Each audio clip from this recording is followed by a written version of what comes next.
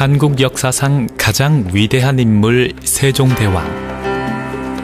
정치, 경제, 문화, 군사는 물론 당시 조선을 동아시아 최고의 과학 강국으로 발전시킨 헤아릴 수 없는 업적.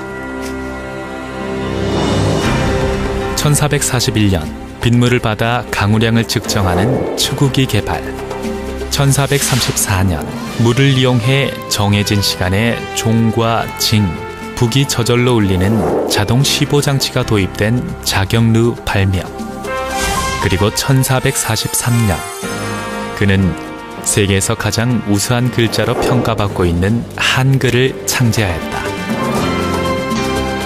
과연 그의 시대에 한글을 비롯해 수많은 위대한 발명이 이루어질 수 있었던 원동력은 무엇일까? 왜 그의 시대에 유독 뛰어난 인물들이 많았던 것일까?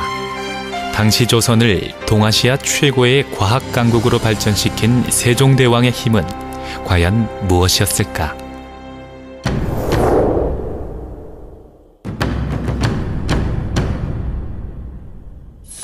첫째, 세종대왕은 백성들의 고충을 헤아리고 그들에게 보다 나은 삶을 베풀기 위해 헌신했던 성군이었다.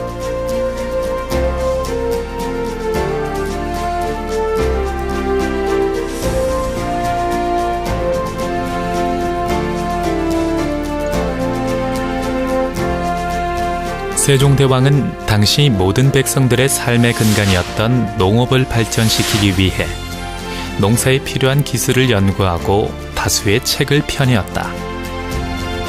벼를 재배하는 획기적인 방법인 모내기와 강우량을 측정할 수 있는 추구기가 개발된 이유도 농업을 발전시켜 백성들의 삶을 윤택하게 하기 위함이었다. 한글 창제는 그가 얼마나 백성들을 사랑하였는지를 가장 잘 보여주는 업적이다.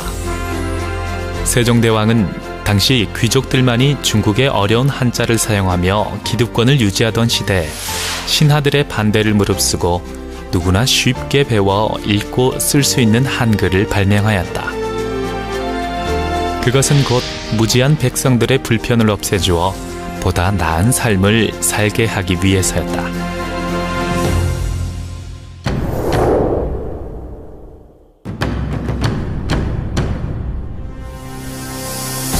세종대왕은 인재를 알아보는 눈이 탁월했고 공정했다.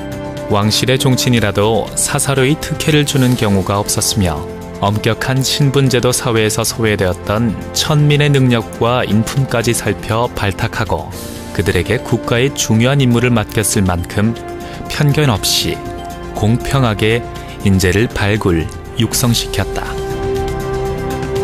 특히 그는 뛰어난 인물들을 적재적소에 배치하는 용병술로 한국사에 남을 위대한 업적들을 이루게 하였다.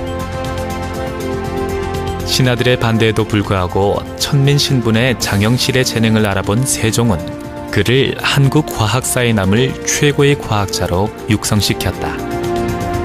장영실은 세종의 신임을 바탕으로 천체를 관측하는 혼천의, 비의 양을 측정하는 추구기, 자동 시보장치를 갖춘 자경루 등을 개발해 당시 조선이 과학 강국이 되는데 크게 기여하였다. 세종이 발굴 육성한 인물들은 조선 왕조 전체의 기틀을 다지는 주축들이 되었고 오늘날 한국인들의 역사 속에 명예롭게 그들의 이름을 남겼다.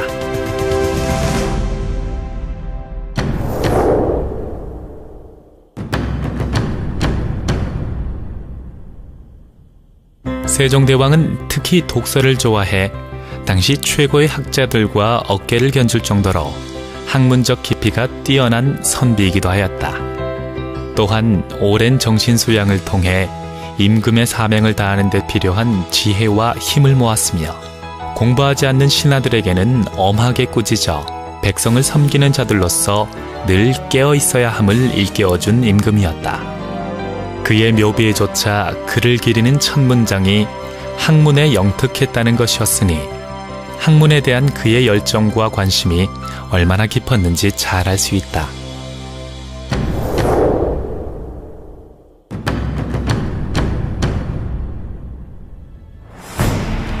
세종은 새벽마다 신하들을 불러 모아 토론을 즐겼다고 한다. 토론은 백성의 고충을 듣고 헤아리며 늘 파수꾼처럼 깨어있기 위한 세종의 가장 중요한 일상 중 하나였다. 그리고 임금이 하늘이던 당시 사회에서 세종은 자신과 의견을 달리하거나 감히 쓴소리를 하는 신하라 할지라도 재능있고 신실한 신하를 아끼고 사랑할 줄 아는 임금이었다. 또한 절대 권력을 가진 왕이라고 해서 국정을 일방적으로 추진한 것이 아니라 늘 토론을 통해 결정을 내렸다. 세종은 역대 조선의 왕들 가운데 가장 많은 총 1800여 회의 학술 강연을 열었을 정도로 수많은 강연을 열었다.